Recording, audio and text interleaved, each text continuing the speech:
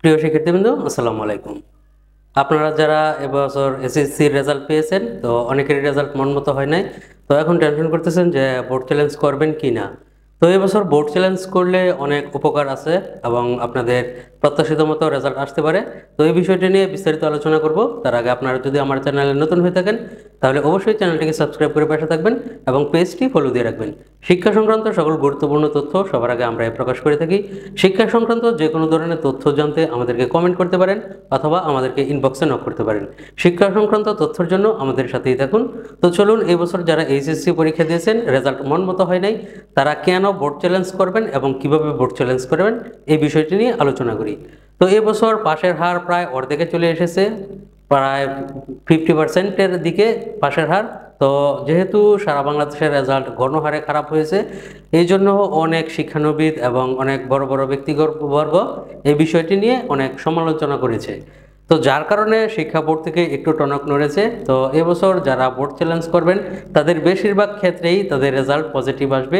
যারা 1-2 নম্বরের জন্য A+ মিস করেছেন তাদের A+ চলে আসবে। যারা সর্বোচ্চ 5 নম্বর পর্যন্ত যারা কম পেয়ে ফেল করেছেন তাদেরও পাশ করার সম্ভাবনা অনেকটাই বেশি থাকবে এই বছর। যেহেতু এই বছর সারা বাংলাদেশেই রেকর্ড পরিমাণ ফেল এসেছে, অর্থাৎ শিক্ষা বোর্ড থেকে একটা নোটিশ দিয়েছিল শিক্ষকদেরকে খাতা দেখার সময় যে একটু হার্ডলি খাতা দেখার জন্য, কিন্তু তারা এতটাই হার্ডলি দেখেছে যেখানে একটি প্রশ্নের জন্য একটা শিক্ষার্থী 5 নম্বরের প্রশ্নের উত্তরের জন্য যখন লিখেছে তাকে 1 নম্বর দেওয়া হয়েছে বা সর্বোচ্চ 2 নম্বর দেওয়া হয়েছে। তো 5 নম্বরের উত্তরের জন্য অন্য সময় 4 নম্বর দিত, কিন্তু এবছর দেওয়া হয়েছে একটু হার্ড করে দেখার জন্য দেওয়া হয়েছে 1 নম্বর। কিন্তু হার্ডের মানে এই নয় যে 1 নম্বর দিবে, শিক্ষকদের উচিত ছিল যে 3 নম্বর পর্যন্ত দেওয়া, যেন শিক্ষার্থীরা পাস করতে পারে। তো যাই হোক, এখন যেহেতু রেজাল্ট হয়ে গেছে এখন আর মন খারাপ করার কিছু নাই। এখন আমাদের নেক্সট প্রিপারেশন যেটা হচ্ছে এটা করতে হবে। আমরা যদি বোর্ড চ্যালেঞ্জ করি তাহলে অবশ্যই আমাদের একটা পজিটিভ রেজাল্ট আসার অনেকটা সম্ভাবনা থাকবে এই বছর। অন্য বছরের তুলনায় এবছর যারা বোর্ড চ্যালেঞ্জ করবেন তারা অনেকটাই ভালো এবং হাইলি পজিটিভ রেজাল্ট আসবে এবছর।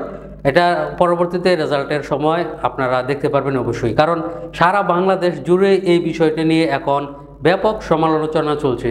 তো অনেক শিক্ষার্থী আছেন যারা মনে করতেছেন যে শুধু বোর্ড চ্যালেঞ্জ করে টাকাটা নষ্ট করব কিনা, তো নাই করি।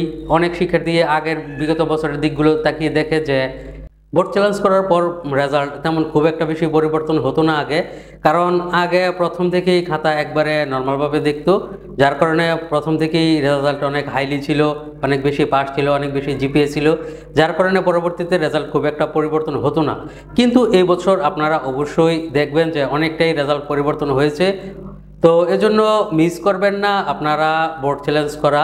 তো আপনারা যারা ভিডিওটি দেখছেন তারা অবশ্যই আপনাদের সাথে যে বন্ধুবান্ধব আছে যারা এবছর পরীক্ষা দিয়েছে রেজাল্ট মন মতো হয় নাই তাদেরকে ভিডিওটা শেয়ার করবেন। আর বোর্ড চ্যালেঞ্জের সময় হচ্ছে আজকে 17 তারিখ থেকে আগামী 23 তারিখ পর্যন্ত। তো অনেকেই বোর্ড চ্যালেঞ্জ করার জন্য ভালোভাবে করতে পারেন না, অনেকটা ভুল ইনফরমেশন দেন, এক সাবজেক্টে খারাপ থাকলে অন্য সাবজেক্টের কোড দেন, বিষয় কোড দেন। তো এই বিষয়গুলো একটু সতর্কতার সহিত বোর্ড চ্যালেঞ্জ করবেন। আর আপনারা যদি আমাদের কাছ থেকে বোর্ড চ্যালেঞ্জ করাতে চান সেটাও করতে পারবেন, আমরা আপনাদেরকে সর্বোচ্চ সহযোগিতা করব ইনশাআল্লাহ।